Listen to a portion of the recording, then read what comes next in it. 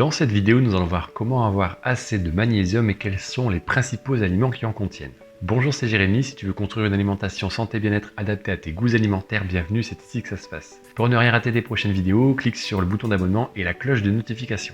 Avant de voir ce qu'il faut manger, voyons concrètement ce qu'il nous apporte. Son principal rôle va être de libérer l'énergie contenue dans les aliments que nous mangeons, à partir donc des composés issus des protéines, les matières grasses et les différents sucres. Il est là également pour participer à une bonne santé neurologique et aussi à un rythme cardiaque normal. Les carences sont plutôt rares. Si tu viendrais en manquer, la première chose que tu ressentirais, c'est l'apparition de crampes sans raison particulière. Une fatigue constante serait présente même après avoir dormi, ou encore tu pourrais constater l'apparition de quelques tremblements. Comme pour les carences, les excès en magnésium sont plutôt rares. Ils vont être liés généralement à des problèmes de santé, du type insuffisance rénale ou lorsque l'on suit un traitement médicamenteux particulier.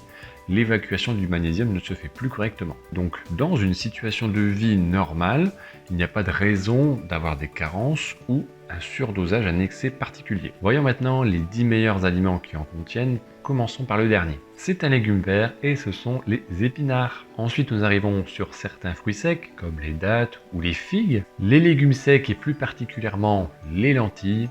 Ensuite, les crustacés. On va également retrouver la châtaigne ou la farine de châtaigne, le riz complet, les flocons d'avoine et de sarrasin. Dans le trio de tête, nous arrivons sur les fruits oléagineux avec les amandes, les noix. En deuxième position, les graines de tournesol et de sésame. Et en pole position, le chocolat. Attention, c'est le chocolat noir supérieur à 70%. Ouais, parce que le chocolat blanc et le chocolat au lait, là, c'est beaucoup de sucre.